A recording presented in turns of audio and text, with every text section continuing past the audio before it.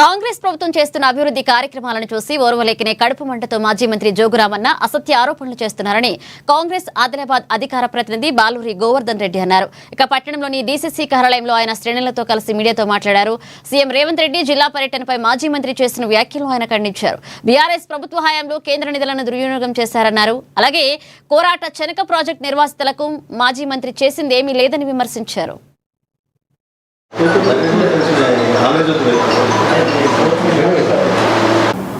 BRS party Adilabad జిల్లా అధ్యక్షులు జోగురామన్న గారు మరి ముఖ్యమంత్రి గారి పర్యటనను తన ప్రైవేట్ ప్రోగ్రామ్గా ఆయన చెప్పడం జరిగింది. మరి ఈరోజు కాంగ్రెస్ పార్టీ చేస్తున్నటువంటి అభివృద్ధి కార్యక్రమాలను ఓర్వలేక కడుపు మంటతో పెట్టినట్టు ప్రెస్ మీట్గా మేము భావిస్తూ ఉన్నాం. ముఖ్యమంత్రి హోదాలో కేసీఆర్ గారు ఆదిలాబాద్ జిల్లా పర్యటిస్తే చెన్నాక కోట దగ్గరికి వెళ్ళి వచ్చిన తర్వాత చెన్నాక గ్రామస్తులకు 2013 ఇండ్లు నేను శాంక్షన్ చేస్తున్నానని చెప్పినటువంటి వ్యక్తి.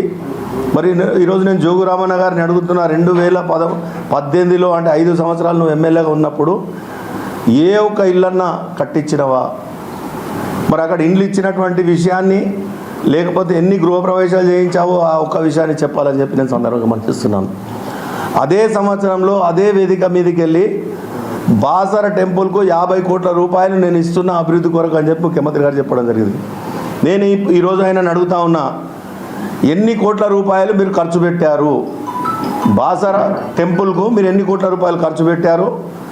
మరి 50 కోట్ల రూపాయలు ఇచ్చిన దాంట్లో మీరు ఎన్ని కోట్లు ఖర్చు పెట్టారో ఒకసారి చెప్పాల్సినటువంటి బాధ్యత 2014లో కేంద్రంలో భారతీయ జనతా పార్టీ ప్రభుత్వం రావడం, ఇక్కడ టీఆర్ఎస్ ప్రభుత్వం రావడం జరిగింది. మరి ఆ రోజు దాదాపు 242 స్కూళ్లకు, మైనార్టీ స్కూళ్లకు కేంద్ర ప్రభుత్వం మనకు శాంక్షన్ ఇచ్చింది. శాంక్షన్ ఇస్తే దాంట్లో 60% కేంద్ర ప్రభుత్వాన్ని, 40% రాష్ట్ర ప్రభుత్వాన్ని అని చెప్పి ఆ వాటా కింద దాదాపు మరి 1100 కోట్ల రూపాయలు నిధులు మంజూరైతే కేంద్ర ప్రభుత్వం ఇచ్చినటువంటి 600 కోట్ల రూపాయలను మీరు దారి మళ్లించిన మాట వాస్తవమా కాదా? ప్రజల ఆకాంక్షలకు అనుగుణంగా పనిచేయాలి అంటే రాష్ట్రంలో ఉన్నటువంటి ప్రభుత్వం, కేంద్రంలో ఉన్నటువంటి ప్రభుత్వం రెండు కూడా కలిసి పనిచేయాలి. కోటా చనాకాలో ఇండ్లు అయినాయా చెప్పాలి. బాసర్కి ఇచ్చినటువంటి 50 కోట్లలో ఎన్ని కోట్ల ఖర్చు పెట్టినో వైట్ పేపర్ ఇష్యూ చేయాలి. మరి టెమిరీస్ కానీ కస్తూర్బా కానీ ఆయన హయాంలో ప్రారంభమై మరి అప్పుడు పేమెంట్స్ ఎందుకు కాలేదో అది ఒకటి చెప్పాలి. ఈరోజు ఎయిర్ ఫోర్స్ దేశంలో 42 ఎయిర్ ఫోర్స్ స్టేషన్స్ మనది 43వ ఎయిర్ ఫోర్స్ స్టేషన్ అయ్యే అవకాశాలను కోల్పోయాం కేవలం జోగురామన్న కేసీఆర్ వల్ల. బీఆర్ఎస్